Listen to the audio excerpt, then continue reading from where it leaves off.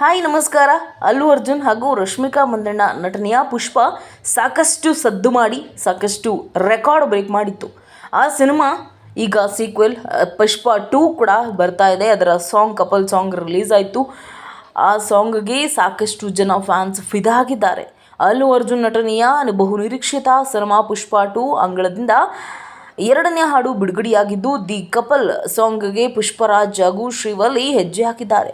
ಗಣೇಶ್ ಆಚಾರ್ಯ ನೃತ್ಯ ಸಂಯೋಜನದಲ್ಲಿ ಮೂಡಿಬರುವ ಈ ಹಾಡು ಶ್ರೀದೇವಿ ಪ್ರಸಾದ್ ಟ್ಯೂನ್ ಹಾಕಿದ್ದಾರೆ.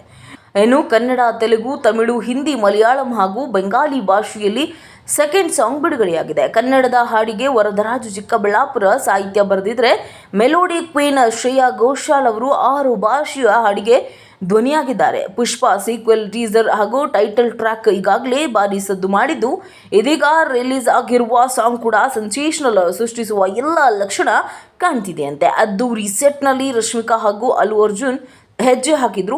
ಇವರಿಬ್ಬರ ಆನ್ ಸ್ಕ್ರೀನ್ ಕೆಮಿಸ್ಟ್ರಿ ಸಖತ್ತಾಗಿದೆ ಅಂತೂ ಫ್ಯಾನ್ಸ್ ಫಿದಾಗಿದ್ದಾರೆ.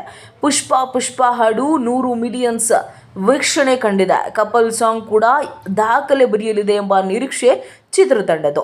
ಈ ತೆಲುಗಿನಲ್ಲಿ ಸುಸೇಕಿ, ಕನ್ನಡದಲ್ಲಿ ನೋಡಕ ಎಂದು ಹಾಡು ಶುರುವಾಗುವ ಈ ಹಾಡು ಕೇಳುಗರಿಗೆ ಕಿಕ್ ಕೊಡ್ತಾ ಇದೆ. ಈ ವರ್ಷದ ಬಹುನಿರೀಕ್ಷಿತ ಸಿನಿಮಾವಾಗಿರುವ ಪುಷ್ಪ 2 ಈ ಸಿನಿಮಾ ಆಗಸ್ಟ್ 15ರಂದು ತೆರೆಗೆ ಬರಲಿದೆ ಅಂತ ಹೇಳ್ಬೋದು. ಇನ್ನು ಈ ಚಿತ್ರಕ್ಕೆ ಸುಕುಮಾರನ್ ಆಕ್ಷನ್ ಕಟ್ ಹೇಳಿರುವುದು.